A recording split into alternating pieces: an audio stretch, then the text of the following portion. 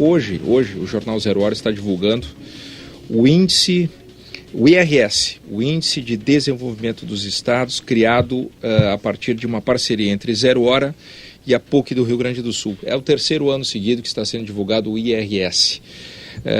E nesse ano ele está colocando, Rosane, em evidência um dado que está muito presente aqui na nossa pauta, né? Que é a criminalidade, a falta de segurança, a violência que emperra o desenvolvimento do Rio Grande do Sul.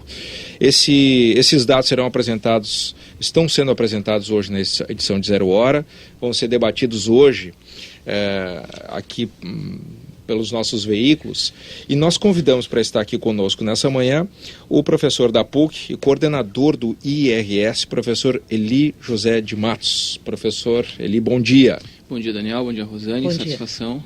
E explica para a gente, professor Eli, por que a violência está emperrando o desenvolvimento do Rio Grande do Sul, e abre mais um pouquinho esse dado para a gente aí, claro. Que é interessante e revela muito da nossa realidade aqui no estado. Bom, de repente deixa eu começar explicando rapidamente do que o índice é composto, para as pessoas relembrarem, né? Nós estamos lançando pela terceira vez, a gente está usando esse ano dados de 2014, que são os dados mais atuais disponíveis para esse tipo de análise socioeconômica, né? A gente sempre tem esse delay, isso não é uma exclusividade do Brasil, a maior parte dos países tem esse delay porque demora muito tempo para processar dados socioeconômicos de maneira adequada e que a gente possa consumi-los, né? Então esse delay ele é natural. Aliás, o nosso índice é um dos que tem o menor delay. Todos os índices socioeconômicos eles são lançados até às vezes com um pouco mais de espaço, e as variáveis socioeconômicas elas demoram para sair, né? Esse índice ele é composto por 3 dimensões, né? Padrão de vida, que leva em consideração fundamentalmente renda e emprego. Violência, que leva em consideração mortalidade infantil como uma proxy para longevidade, e também taxa de homicídio e morte em transporte. E educação, que é composto por um índice de qualidade, que é as notas da Prova Brasil, e taxa de distorção e idade séria do ensino médio, que mede quanto os jovens estão atrasados lá na frente, lá no final da sua vida escolar. O que tem acontecido, né? Esse ano especificamente, para 2014 no caso, né, foi um ano um pouco estável, os estados se movimentaram um pouco. Qual que é a grande novidade desse ano? Assim, o ponto focal desse ano foi que a violência, o fato da taxa de homicídio e as taxas de mortalidade de transporte terem subido, fez com que o índice não recuasse para o Brasil. Para o Rio Grande do Sul recuou muito pouco, com realmente um leve recuo, foi um movimento muito pequeno, mas foi um movimento de estagnação. A gente parou por causa da violência. Os índices de violência mais altos fizeram com que a média geral do índice ficasse mais estabilizada. Então, realmente, a violência, como a chamada da matéria do Zero Hora hoje pontua, ela está emperrando que a gente avance em termos de qualidade de vida, que é o que o índice mede. Bom, a violência ela é quase uma obviedade, né? No dia a dia a gente constata isso. Mas outro dado que é preocupante é esse, o da escolarização, né? Nossa estagnação em matéria de educação também é outro entrave para o desenvolvimento. Eu gostaria que o senhor ampliasse esse impacto no desenvolvimento do Estado. Claro. Deixa eu começar pela parte da violência, Rosane, que tu pontua de novo.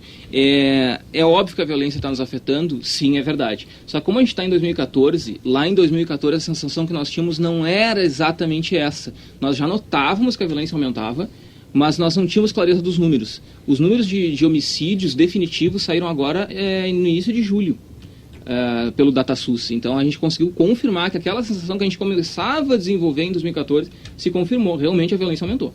E aumentou bastante. E como os dados mostram que aumentou ainda mais depois disso, quer dizer, nos próximos anos ainda vamos continuar possivelmente, tendo 2015 esses reflexos. 2016, nós vamos ter reflexos ainda, sim, sem dúvida. Não tenho dúvida disso. Com relação à educação, educação é uma dimensão do índice que eu acho que é ela que se movimenta mais lentamente, né?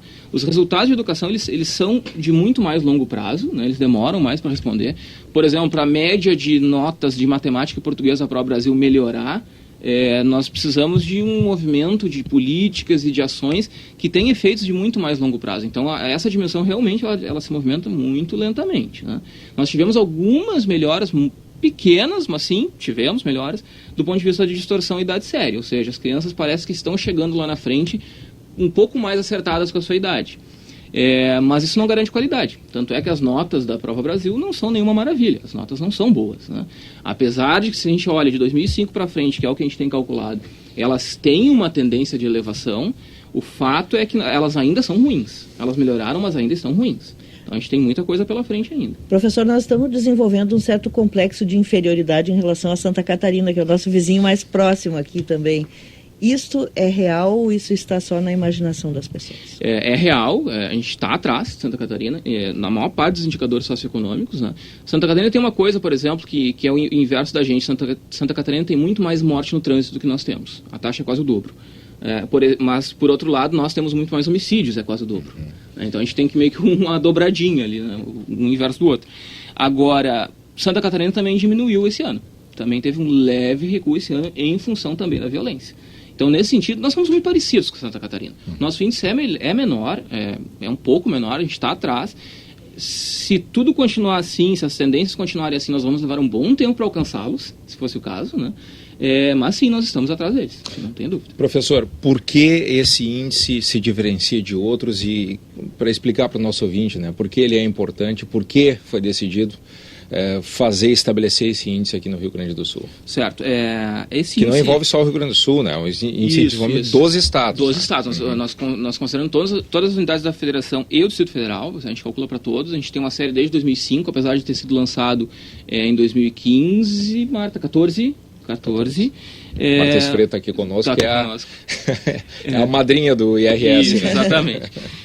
Nós lançamos em 2014, mas nós temos uma série desde 2005. Por que ele é diferente? Bom, nós temos o índice de desenvolvimento mais popular no Brasil, é o índice de desenvolvimento humano, tanto o global, que é lançado todo ano, né, que é calculado pelo PNUD, mas também tem o índice de desenvolvimento humano municipal, que ele é muito popular. Qual que é a diferença do desenvolvimento humano municipal para o nosso? O fato é que o IDHM, que é esse municipal, ele tem apenas para 2010, ele tem apenas em anos censitários, ou seja, ele é atualizado de 10 em 10 anos. E o nosso ele é atualizado anualmente. Essa é a primeira grande diferença.